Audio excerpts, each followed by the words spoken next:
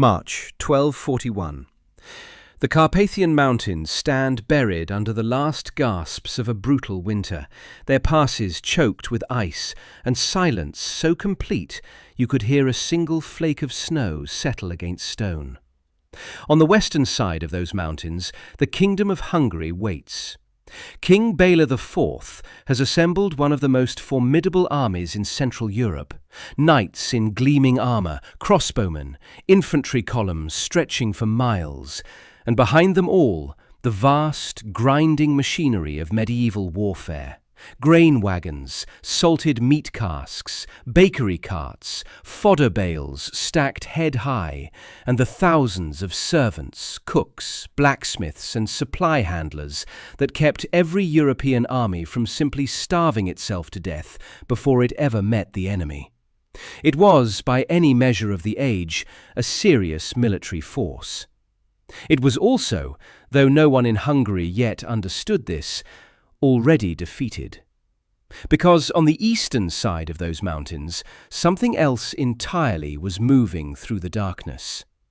No wagon wheels ground against frozen stone. No campfire smoke rose above the ridgelines to betray position. No smell of bread baking or stew boiling drifted down the passes. A force of 100,000 riders, perhaps more, was crossing the Carpathians in the dead of winter, moving through terrain that European commanders had privately assured their kings was impassable in this season. They moved like ghosts on that frozen landscape, leaving no trail of broken supply lines, no scattered debris of the massive logistical apparatus every other army in the world dragged behind it like a ball and chain. They left nothing behind them but hoofprints in the snow, and those hoofprints were already being covered by the wind. They covered 100 miles in a single day. Think about that number. 100 miles. The average medieval European army, burdened with its wagons and servants and supply columns, could manage perhaps 15 to 20 miles on a good day, over flat terrain, in summer. The Mongols crossed mountain passes in winter at 5 times that speed. By the time Hungarian scouts reported the first sightings of enemy riders to the east, the main Mongol force was already in position to strike. The warning system that every European kingdom depended on, the days or weeks of advance notice that allowed time to muster defenders and move supplies, had been rendered completely useless. Not by superior weapons, not by greater numbers, but by something far more fundamental, far more revolutionary, and far more terrifying. They had no supply lines to protect. They had no wagons to slow them down. They had no bakeries, no grain stores, no fodder carts, no armies of servants shuffling behind the fighting men. They carried their sustenance on their bodies and on their horses, in forms so compact and so efficient that the entire nutritional infrastructure of a 100,000-man invasion force fit into saddlebags. And because they needed nothing from the land they moved through until the moment they chose to take it, they moved through that land at a speed that the medieval world had no framework to comprehend. This is not the story of the bloodiest battle the Mongols ever fought. It is the story of the most revolutionary military concept in human history. The idea that the greatest weapon an army can possess is not a better sword, not a larger catapult, not a more disciplined infantry line, but the complete and total freedom from the one thing that has enslaved every other military force since the first organized armies marched out of Mesopotamia 4,000 years ago. The freedom from hunger, the freedom from supply, the freedom to move anywhere, at any speed, at any time, without asking permission from a wagon master or a grain clerk or a weather forecast. The Mongols did not conquer the world despite having no supply lines. They conquered the world because they had no supply lines. That absence, that deliberate, engineered, philosophically profound absence, was the secret weapon that no enemy ever fully understood until it was far, far too late. To understand what the Mongols did, you first have to understand the prison that every other army in human history lived inside. A prison so old, so universal, so deeply embedded in the logic of warfare that almost no commander in the ancient or medieval world ever seriously questioned it. The prison of the supply line. Julius Caesar, widely considered one of the greatest military minds the ancient world produced, understood that his legions could fight brilliantly. He also understood that without a continuous, functioning supply chain, those same brilliant legions would be dead in a week. His campaigns in Gaul required staggering logistical infrastructure: grain depots, foraging parties, river transport networks, ox cart columns moving constantly between Roman territories and the front. Caesar was a genius of logistics as much as he was a genius of tactics, and he knew it. Alexander the Great faced the same fundamental constraint. Every mile he marched east into Persia and beyond, his supply lines stretched thinner, more vulnerable, more dependent on the cooperation of the lands he had already conquered. Napoleon Bonaparte, 2,000 years after Caesar, would articulate the problem with characteristic bluntness. An army marches on its stomach. It was not a metaphor. It was a statement of the governing reality of organized warfare across all of recorded military history. The mathematics of feeding an army were brutal and unforgiving. A medieval European force of 30,000 fighting men required roughly the same number again in support personnel: grooms, cooks, blacksmiths, wagon drivers, camp followers, surgeons, priests. For every knight who raised his lance, 5 men behind him were carrying his bread, his horse feed, his spare weapons, his wine. A large army needed to consume tons of grain per day. Moving those tons required oxen and horses of its own, which in turn required fodder, which required more wagons, which required more oxen. The logistical tail of a medieval army could stretch for miles behind the fighting force, moving at the speed of the slowest loaded ox cart, perhaps 10 to 15 miles on a favorable day. And that logistical tail was not just a burden, it was the army's single greatest vulnerability. Cut the supply line, and the most fearsome army in the world would be starving within days, paralyzed within a week, destroyed without a battle being fought. Every competent commander in the pre-Mongol world understood this. Every strategic plan accounted for it. Supply lines were defended, supply depots were fortified, and the tempo of campaigns was set not by the fighting men's physical capability, but by the crawling pace of the wagon trains that kept them alive. Warfare, in this sense, was less a competition between armies and more a competition between logistical systems. The side that could feed its men longest in the field across the greatest distance generally won. And this truth was so self-evident, so universally confirmed by thousands of years of military experience, that questioning it would have seemed not just impractical, but slightly insane. And then the Mongols arrived. And they did not have supply wagons. And they moved at 100 miles per day. And the world had absolutely no idea what to do about that.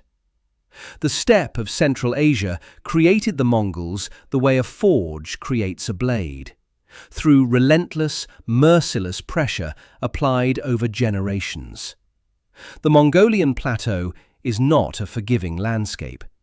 It is a vast, rolling expanse of grass and stone and sky, where winters drop to -40 degrees Celsius and summer storms can kill a man caught without shelter. There are no cities to retreat to.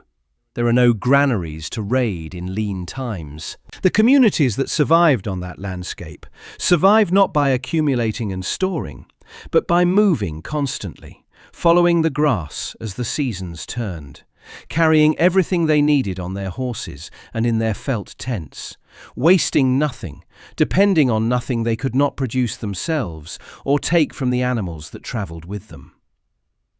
A Mongolian child on the steppe learned to ride before learning to walk confidently. They learned to milk a mare, to make cheese from that milk, to dry meat in the wind, to read weather and terrain and the behaviour of animals, before they learned anything that a European scholar would have recognised as formal education. The steppe was their school, and the curriculum was survival.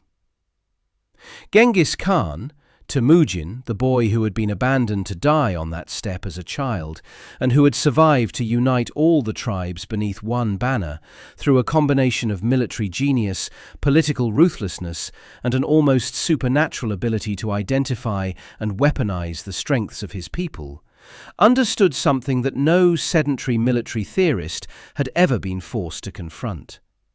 He understood that his people's apparent poverty, their lack of cities, their lack of granaries, their lack of fixed supply infrastructure, was not a weakness. It was the most devastating military advantage in human history, if you were willing to build your entire military system around exploiting it. The army he built was not a collection of warriors who happened to be good riders. It was a military system, an organism, engineered from the ground up around a single governing principle: the elimination of logistical dependency. Every decision about unit organization, about tactical doctrine, about campaign planning, about the treatment of conquered peoples, flowed from that principle. And the man who took that system to its absolute theoretical extreme, the general who understood it most completely and deployed it most brilliantly, was a heavy-set, limping, tactically ferocious commander named Subutai. Subutai never wrote a memoir. He left no letters that survive. We know him through the accounts of enemies who had been crushed by him, and the records of Mongol court historians who described his campaigns in terms that contemporary readers found difficult to believe. What we know is that in the planning stages of the Hungary campaign, when Mongol officers were assembling the force that would strike into Central Europe, Subutai refused, categorically, without negotiation, to include the massive wagon train of the Auruk, the supply train of women, livestock and heavy equipment that followed slower Mongol campaigns. The Hungary strike force would move on horse-string logistics alone. 3 to 4 mounts per rider, dried food in saddlebags, whatever the land provided, nothing more. His officers understood what this meant about the campaign's speed. His enemies would understand it only when they were already surrounded. The secret of Mongol military supremacy was not, in the end, their archery, though their composite bows were extraordinary weapons. It was not their tactical flexibility, though the feigned retreat and the encircling maneuver were deployed with a precision that consistently bewildered opponents. It was not even their psychological operations, though the deliberate cultivation of a reputation for absolute, total destruction was a masterwork of strategic terror. The secret was that their entire civilization, their entire way of life, their entire identity as a people had prepared them to be, essentially, a military force that never needed to stop moving. No supply line, no logistical tail, no vulnerability that could be targeted. They were not an army that moved fast despite having no supplies. They were an army that moved fast because having no supplies was precisely the point. And on the other side of the Carpathians, in the warmth of his stone palace, King Bela IV of Hungary was about to learn this lesson in the most catastrophic possible way. The genius of the Mongol logistical system was that it was not one system. It was three overlapping systems, each one capable of sustaining an army independently, each one reinforcing the others, layered together into something so redundant and so efficient that destroying any single part of it, even two parts of it, would not cripple the fighting force. Understanding how those layers worked is understanding how 100,000 men could ride through mountain passes in winter, cross the heart of a continent, destroy armies 3 times their size, and never once stop to wait for a supply wagon. The first layer was what the men carried on their bodies, and the Mongol soldier carried very little, which was itself the revolutionary act. Consider boats, not the word itself, but the object, the concept, the engineering achievement hidden inside something that looks, at first glance, like nothing more than a lump of dried meat. A Mongol warrior preparing for a long campaign would take beef or horse meat, typically lean cuts, stripped of fat that would go rancid, and slice it into long, thin strips. Those strips would be hung in the open air during the deep cold of a Mongolian winter, where the sub-zero temperatures and the perpetual steppe wind would freeze-dry them with a thoroughness that no modern food preservation technology available to the medieval world could match. Once fully dried, the strips were ground, pulverized really, into a fine powder using stones. That powder was then packed into the dried stomach or bladder of the animal, which served as a natural airtight container. The result was a package that weighed almost nothing, took up almost no space in a saddlebag, and did not spoil. One bladder of Bort's powder, reconstituted with hot water over a small fire, became a thick, protein-dense soup that could sustain a man through a full day of hard riding. And a single bladder might represent enough concentrated nutrition to feed that man for weeks. A European knight on campaign carried bread, dried fish, perhaps a small barrel of salted meat, and the bread went stale, the fish went bad in warm weather, and the whole ensemble weighed several kilograms and required cooking implements and time to prepare.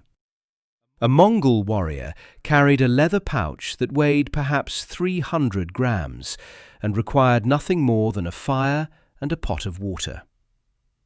Alongside the Borts sat arul, the hard cheese that Mongolian herders still make today by a process almost unchanged from the 13th century.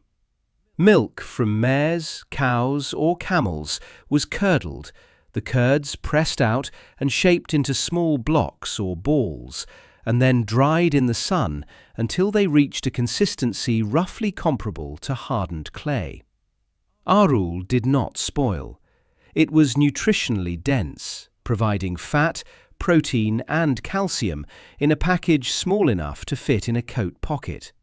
A warrior could gnaw a piece of arul while riding at full gallop and receive real sustenance from it without slowing his horse, without stopping, without the elaborate camp kitchen that a medieval European army required for every meal. And then there was ayrag, fermented mare's milk, the liquid cornerstone of the Mongol diet. Slightly alcoholic, tangy, rich in vitamins and probiotics that the dried foods lacked, ayrag served not just as sustenance, but as morale, as cultural identity, as the taste of home carried across 1,000 miles of alien landscape. Where European armies, demoralized in the field, reached for wine they had to haul in barrels, Mongol cavalry reached for ayrag, produced by the mares they were riding. And in the most extreme circumstances, in the final days of a long push, when even the dried food was exhausted, a Mongol warrior could open a vein in his horse's neck. Carefully, just enough to draw a measured amount of blood into a container, then seal the cut and keep riding. The horse would barely notice. The man had a nutrient-dense liquid that could keep him functional for another day.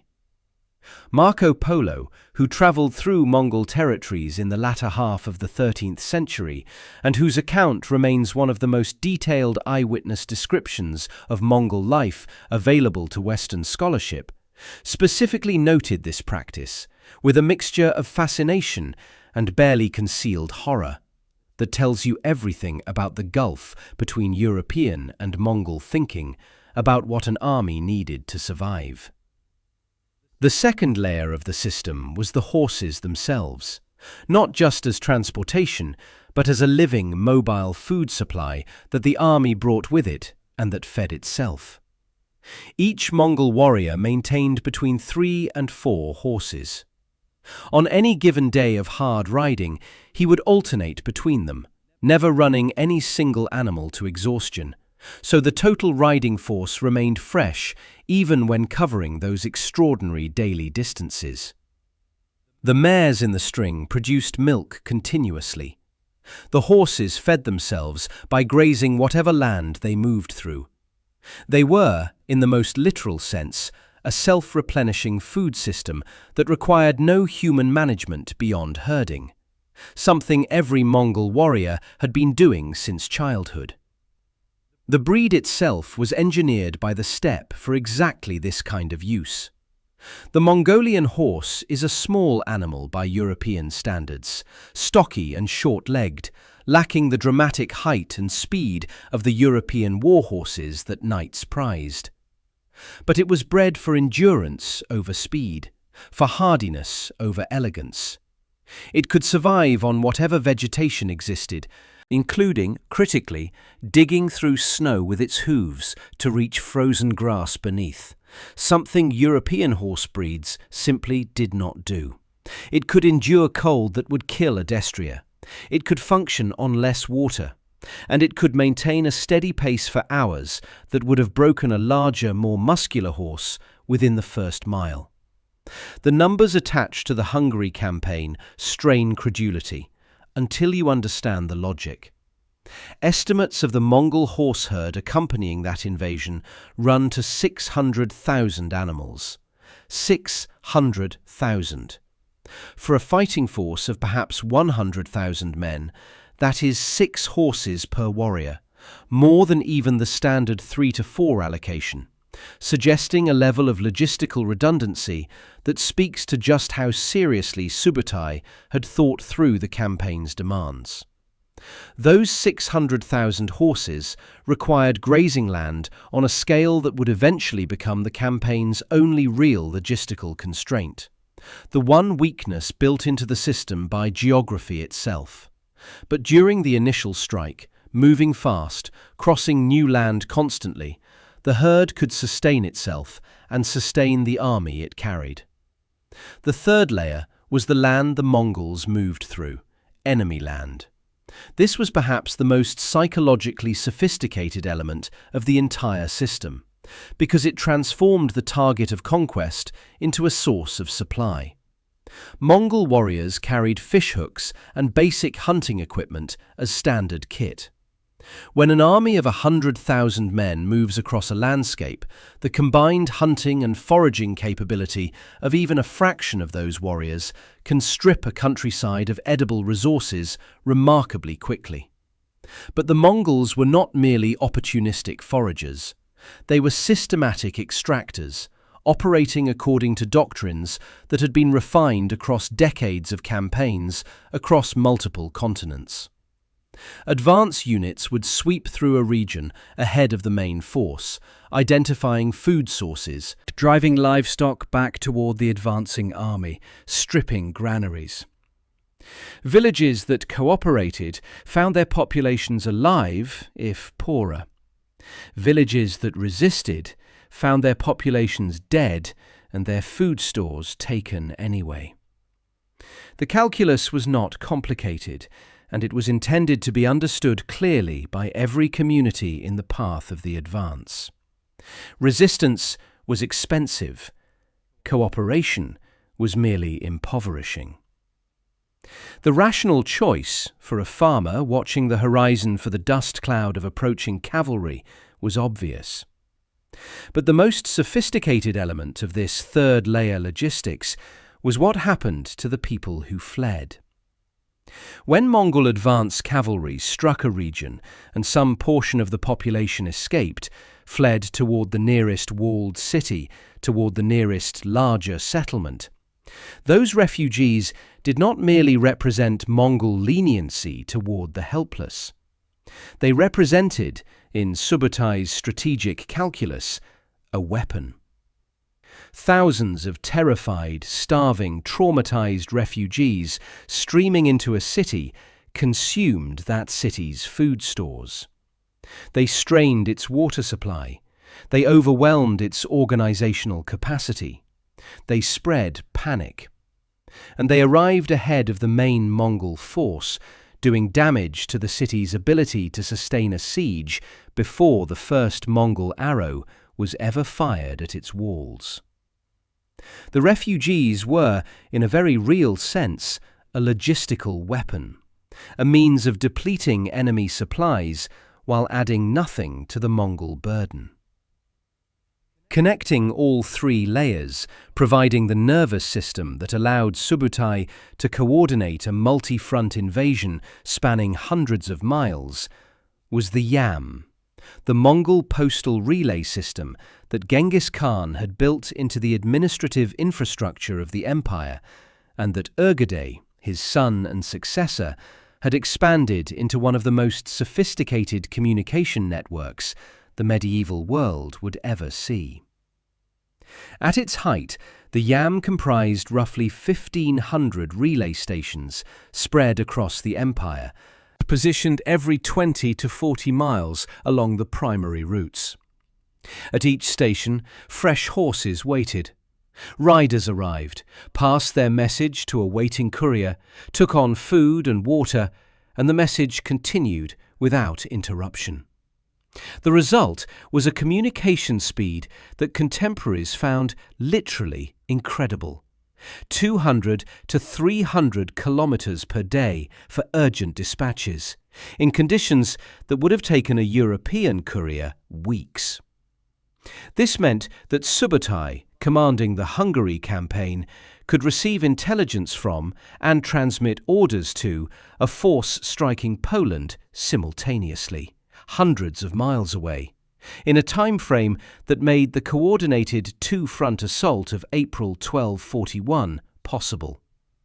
No European commander of the era had access to anything remotely comparable. The Yam was not just a postal system. It was a strategic force multiplier that made the Mongol army functionally larger than its actual numbers suggested, because it could concentrate or coordinate dispersed forces with a speed that opponents had no means of matching or anticipating. The night before the Hungary campaign's main thrust, in a camp that left no archaeological trace because there was essentially nothing to leave behind, a warrior, nameless to us, one of tens of thousands, sat beside a small fire that was more for warmth than for cooking. He was not waiting for a supply wagon.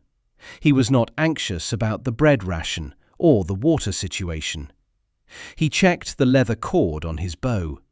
He pressed his thumb against the blade of his knife until he felt the edge.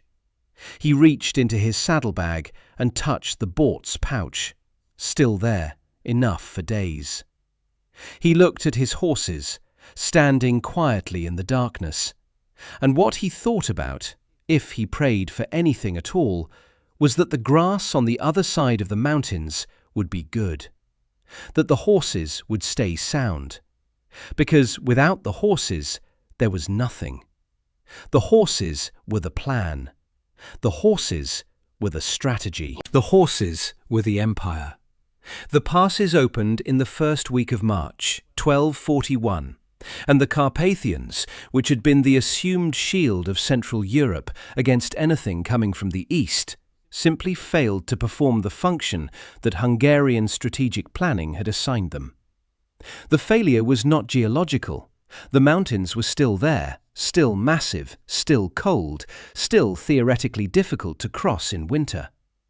But difficult and impossible are separated by exactly the distance between what a supply-dependent army can do and what a Mongol army could do.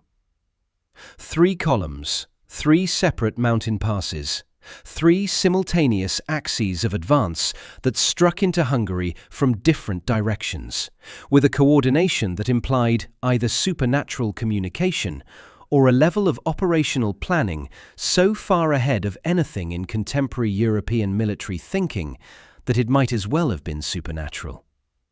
The northernmost column had already crossed into Poland. The central and southern columns were pushing through the Carpathians directly.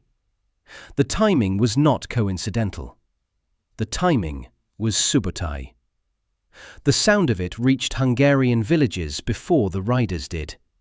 Not the sound of wagons, there were no wagons. Not the clang of armoured knights on cobblestone roads. The Mongols moved through open ground, away from roads that would have slowed them. What reached the villages first was a low, persistent drumming. The sound of hoofbeats transmitted through frozen ground before any human ear could hear it through the air. The earth itself vibrating with the passage of horses beyond counting. Then the dust. In winter, a pale frozen cloud of disturbed snow crystals rising above the tree line. Then the riders themselves, appearing at the edge of visibility not as a formed military column, but as a spreading wave. Riders fanning out across the landscape with a fluidity that looked less like a military advance and more like a flood finding the lowest ground. No formation could quite fix them in place long enough to prepare a response. By the time a village headman had processed what he was seeing and begun to react, the leading riders were already past him. Hungarian scouts who survived the initial contact and made it back to Béla's court reported something that the king found difficult to fully credit. The Mongols appeared to have no supply train, no wagons, no pack animals beyond the horse strings each warrior led. They were moving at speeds the scouts' own horses could barely match at full gallop, sustained over days of continuous movement that should have been physically impossible. Béla's military advisors, drawing on every framework available to medieval European military thinking, struggled to explain this.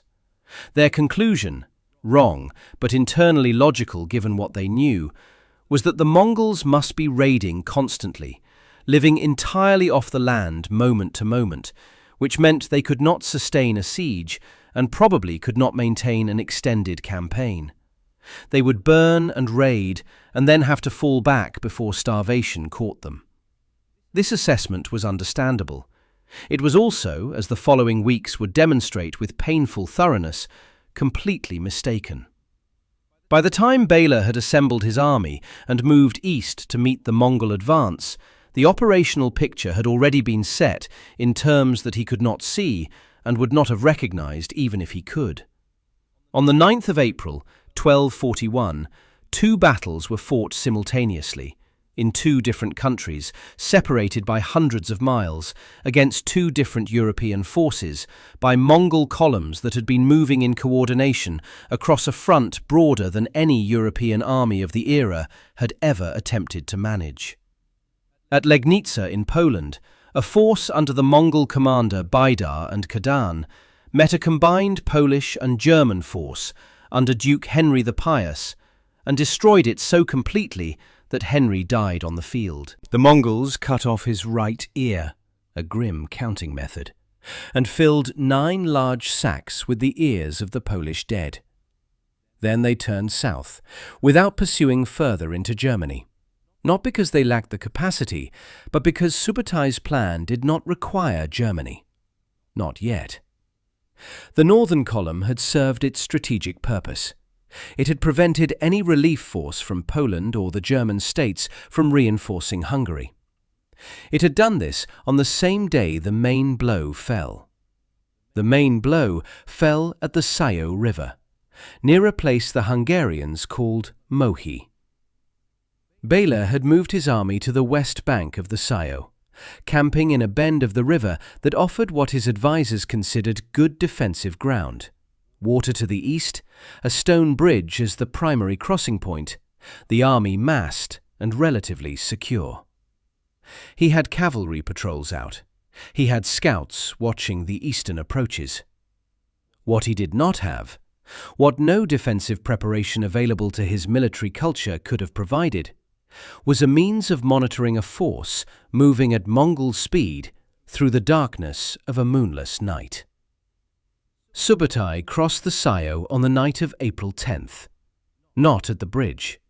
He found a ford several miles south of the main Mongol position, a crossing point that Béla's scouts had not identified or had not reported in time, and he moved his division across the freezing river in the dark, silently, without the clanging of wagon wheels or the bawling of oxen that would have announced any European army attempting a similar maneuver. The crossing had been achieved before the Hungarian camp knew it was happening. Meanwhile, the main Mongol force struck the bridge at the same moment Subutai's division emerged from the darkness on the far side. The Hungarians were not flanked. They were enveloped.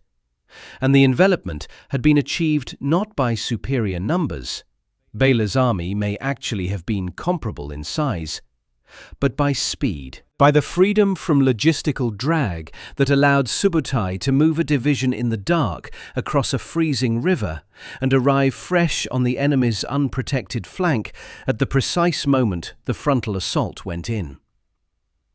The battle lasted until midday. By noon, the organized resistance of the Hungarian army had ceased to exist. The rout that followed was savage in a particular, deliberate, tactically purposeful way. Subutai's orders were not to annihilate the Hungarians to the last man, but to open a corridor in the encirclement, a gap in the ring that the fleeing Hungarians could pour through, heading west. This was not mercy. This was doctrine. A surrounded enemy fights to the death because it has no other option. An enemy that can see an escape route runs through it. And a running, panicked army, streaming west, spreading across the Hungarian countryside, carrying its terror into every village and town it passed through, was a more powerful weapon for Subutai's subsequent operations than a pile of corpses on the Sajo's banks. The refugees of the defeated Hungarian army were, in the most direct possible sense, doing Subutai's logistical and psychological work for him as they ran. The news preceded the Mongols across Hungary like the bow wave in front of a ship. Towns received the survivors of Mohi, haggard, weaponless, unable to describe coherently what had happened because nothing in their frame of reference corresponded to the experience of being hit by a force that moved that fast, that appeared from that many directions at once, that seemed to require nothing from the land it crossed except the submission of everything on it. The stories they told were not precise military intelligence. They were accounts of something that felt less like enemy action and more like a natural catastrophe, a flood, a plague, a force of nature rather than a human army. And that confusion, that inability to translate what they had experienced into actionable information for the next line of defenders, was itself a Mongol strategic achievement. An enemy that cannot be described, cannot be effectively defended against. Subutai's forces spread across Hungary through the summer of 1241. Towns burned. The Great Hungarian Plain, flat, grass-covered, exactly the kind of terrain the Mongol system was optimized for, provided grazing for the enormous horse herd. The army sustained itself partly on stockpiles seized from Hungarian settlements, and partly on the living larder of 600,000 horses, whose milk and blood and occasional flesh kept the warriors functional across months of occupation. And the yam continued to function, carrying information and orders between the Hungary campaign and Mongol command centers thousands of miles to the east, with a speed that medieval European civilization could not have matched with its most urgent couriers. Bela fled west, then north, then south, never fast enough to be caught, never far enough to be safe. He was being herded, intentionally or as a byproduct of the campaign's momentum, it scarcely mattered, across his own kingdom, a king without a capital, a commander without an army, a symbol of collapse rather than resistance. But it was precisely in this phase, the occupation phase, the settled phase, that the first real stress fracture appeared in the Mongol logistical system, invisible at first, growing slowly through the summer and into the autumn of 1241. Grass. It came back to grass. John Masson Smith, Jr., one of the modern historians who has most carefully analyzed Mongol logistics, calculated that a single Mongolian horse requires roughly 4 hectares of pasture to sustain itself on a year-round basis. Multiply that by 600,000 horses. The number, 2.5 million hectares, 25,000 square kilometers, represents a grazing requirement that the Great Hungarian Plain simply could not provide indefinitely. The Mongolian steppe, which the empire's horse herds ranged across normally, was vast beyond easy comprehension. Hungary was not vast. Hungary was, by steppe standards, a moderate-sized patch of grass surrounded by forests, rivers, and mountain ranges that cut off access to further grazing. As summer gave way to autumn, as the easily accessible grassland was grazed out and the horses began competing for increasingly scarce forage, the condition of the horse herd, and therefore the fighting capacity of the entire force, began to deteriorate. Not catastrophically, not in any way that Bela's remaining forces could have exploited in a pitched battle, but enough that the calculus of remaining versus withdrawing began to shift. In the forests of central Hungary and in the marshes of the Danube's wetlands, the Mongol cavalry found themselves in terrain that their system had never been designed for. The heavy, close-planted European forest did not have the open sightlines that Mongol archery depended on. The marshy ground exhausted horses faster than open steppe. Small contingents of Hungarian fighters who had learned to avoid open battle could melt into forest cover that provided them protection the flat plains had not. None of this stopped the Mongols in any operational sense, but it reminded the tactically acute Subutai that Hungary was a campaign, not a home. The steppe was the empire's heartland. Hungary was an extreme and logistically precarious frontier. The empire's limits in other theatres told the same story with different landscapes. In Vietnam, the dense tropical forest and the river-laced delta terrain that characterized the country's geography turned the Mongol cavalry's greatest strength into a liability. Horses that could cover 100 miles a day on open steppe became sick, footsore animals in the heat and humidity of Southeast Asian jungle. Grazing was difficult. Water sources were abundant, but often contaminated in ways that European or steppe animals had no immunity to. The Mongols invaded Vietnam 3 times. They failed 3 times. Not because Vietnamese armies defeated them in pitched battles, though Truong Hung Dao's campaign at Bac Dang River in 1288 deserves recognition as one of the most tactically intelligent defensive operations of the medieval world, but because the land itself was the wrong land for the system to run on.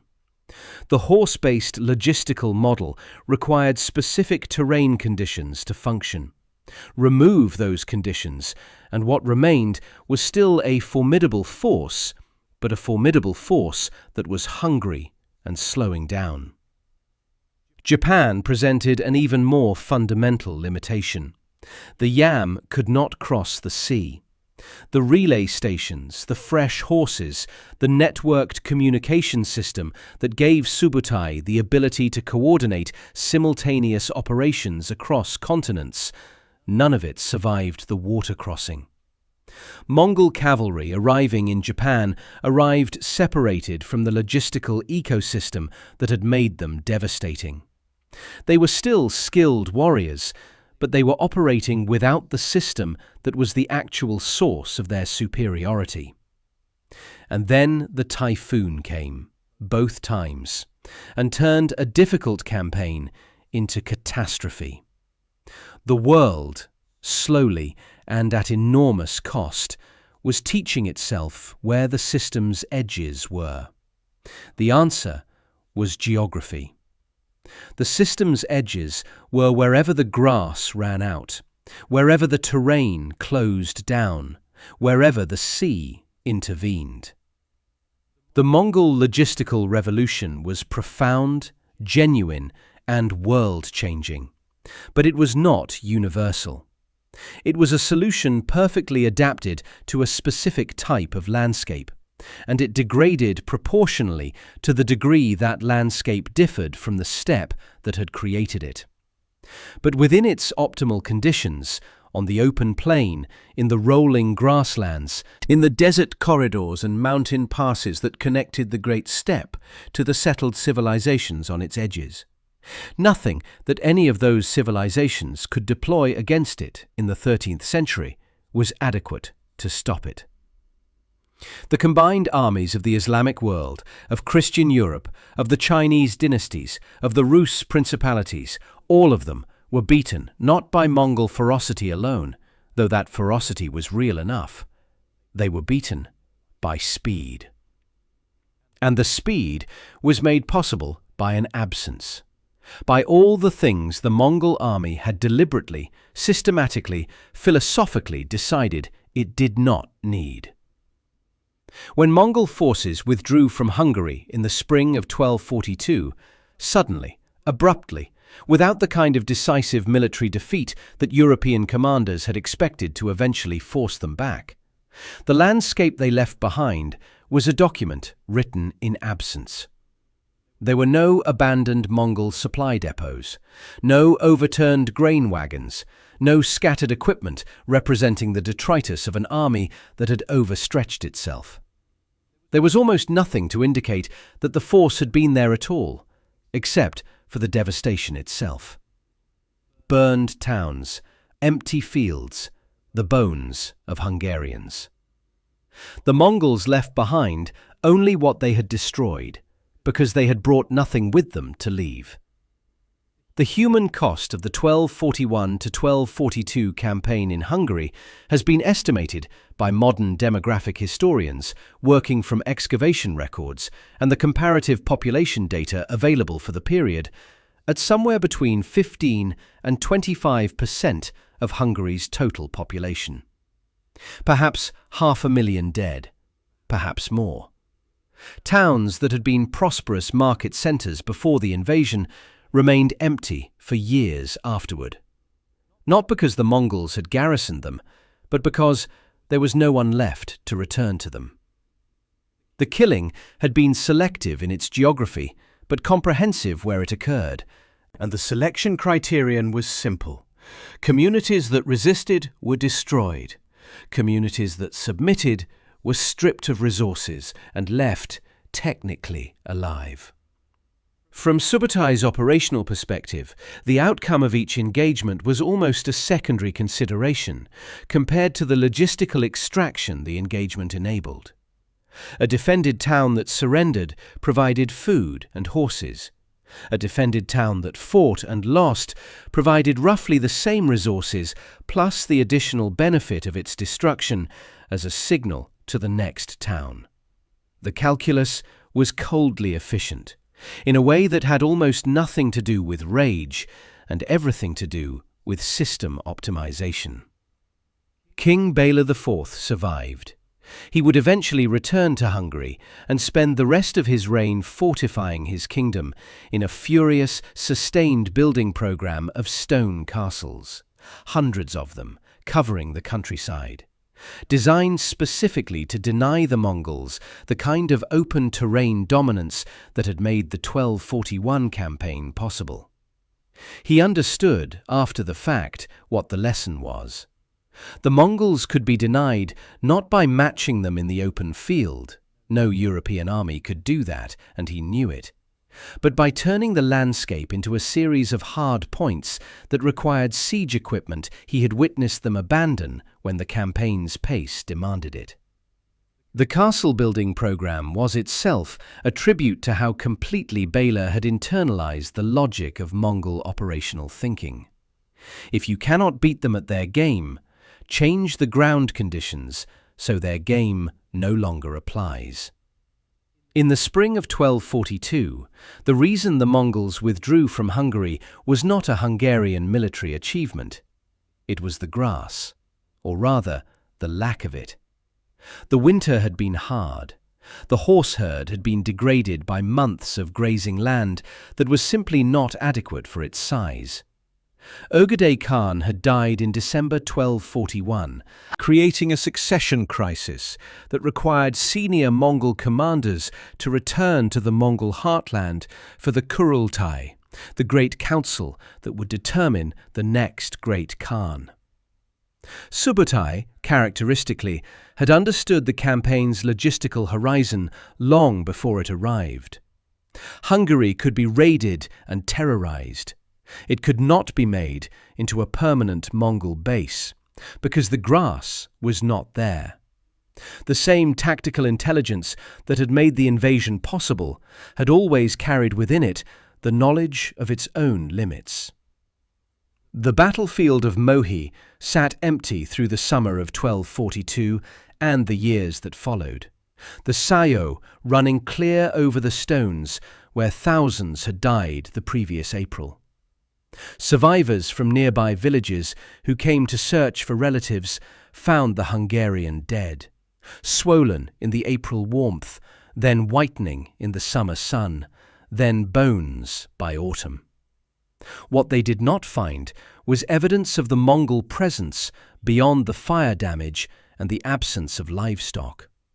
No broken wagon wheels, no discarded equipment, no sign that 100,000 men had camped here and eaten here and sustained themselves here. Because they hadn't, not in any way that left traces. They had consumed as they moved, and moved as they consumed. And when they moved on, the land returned to a kind of terrible silence, marked only by what they had taken from it, which was everything, and what they had left behind, which was nothing at all. The officers of Bela's court, the survivors of the lesser nobility who had not been killed at Mohi, gathered in the years after 1242 to compare accounts and try to understand what had happened. Their conclusions, preserved in chronicles that Western scholars would study for centuries, circled the same central incomprehension. How had the enemy moved so fast? How had they sustained themselves? Where had they come from functionally, not geographically, but in terms of the supply chain that every military mind of the era understood had to exist somewhere behind any fighting force? The honest answer was that it didn't exist. The supply chain was not hidden, it was absent. And the absence was the strategy. That answer was so foreign to everything they knew about organized warfare that the chronicles recorded the Mongols in terms borrowed from theology. Forces of divine punishment, angels of destruction, instruments of God's anger against a sinful Christian world. Because when a phenomenon falls entirely outside the explanatory framework of the people experiencing it, they reach for the transcendent. The Mongols had not surpassed Hungarian military science. They had come from a conceptual universe so different that comparison was nearly impossible. The strategic principle that Subutai demonstrated in Hungary in 1241 did not vanish with the Mongol withdrawal.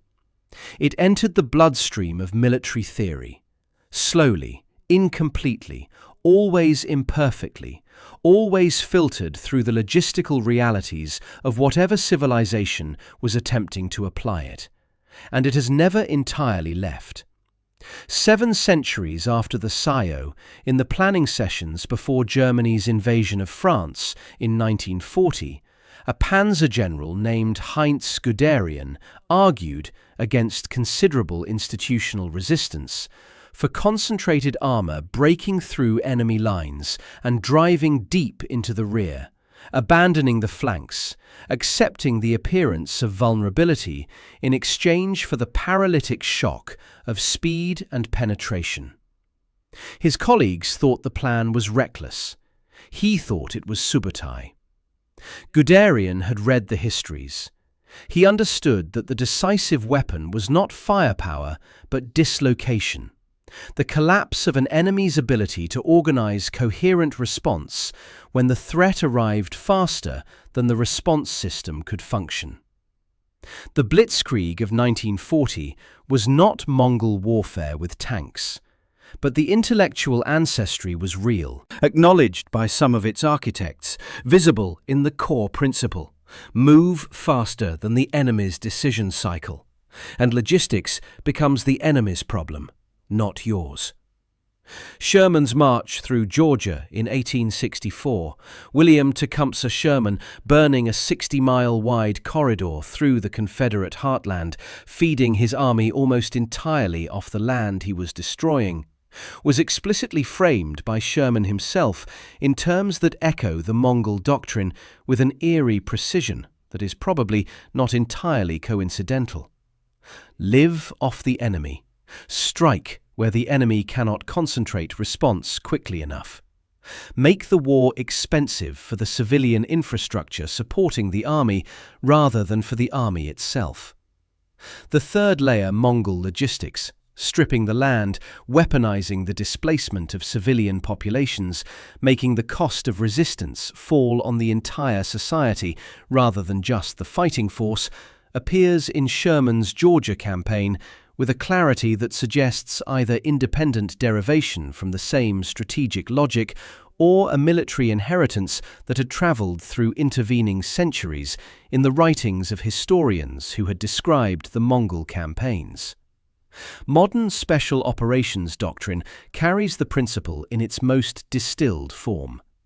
The Special Forces soldier of the 21st century carries survival gear designed to allow extended independent operation without external resupply.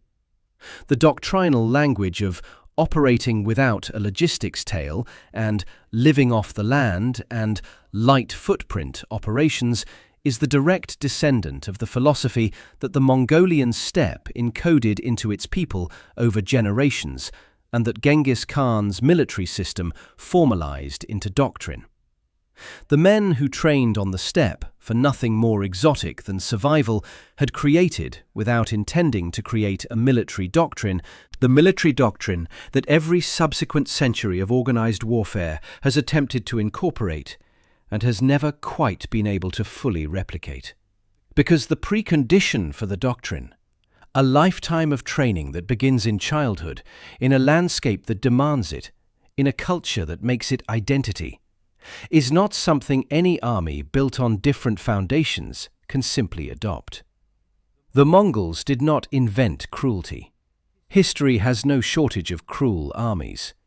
What they invented, or rather, what the steppe had made of them, and what Genghis Khan had recognized and weaponized, was freedom. Not freedom in any political or philosophical sense that the people they conquered would have recognized, but freedom in the most operationally fundamental sense. Freedom of movement. Freedom from the tyranny of the supply line.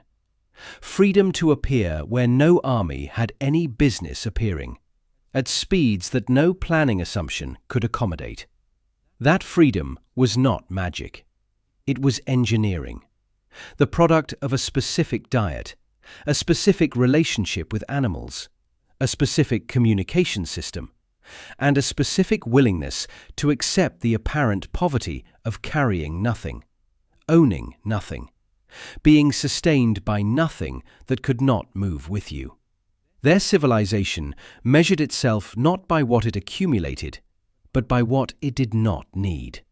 And what it did not need turned out to be the thing that had always stopped every other army in history from becoming unstoppable.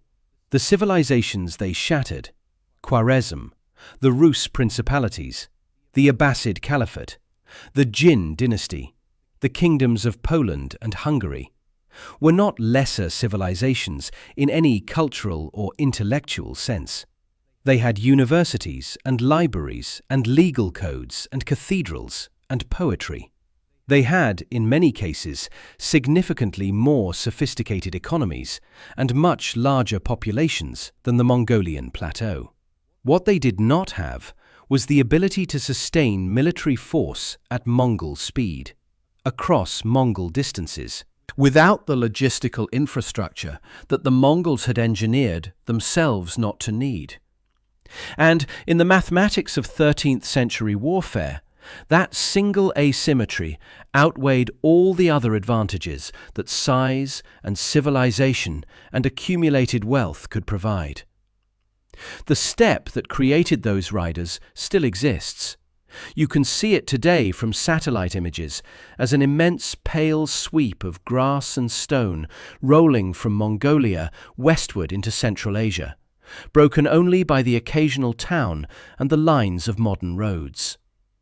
In the remote areas of Mongolia, families still move with the seasons, still live in felt gurs, still keep horses, still make arul and ayrag from the herds they follow across the grassland. They do not think of themselves as the inheritors of the greatest military empire in human history. They think of themselves as herdsmen, as their grandparents were, as their grandparents' grandparents were, back and back and back to the generations who followed Genghis Khan's standard into a world that had never seen anything like them, and would never quite stop feeling the consequences of what they had done. Somewhere between the Sajor River and the outer walls of Beijing, between the walls of Baghdad and the shores of the Yellow Sea, the secret sits in the historical record. It is not a secret about weapons. It is not a secret about tactics. It is a secret about what an army can become when it is built around the decision to carry nothing, to need nothing, to depend on nothing that cannot move at the speed of a horse across open grass. The Mongols did not need to feed their army. Their army fed itself, from the horses it rode and the land it crossed and the enemies it consumed. And a world that could not answer that question, how do you defeat something that has no supply line to cut, had nothing left to offer but its surrender? They carried no bread. They left no supply wagons.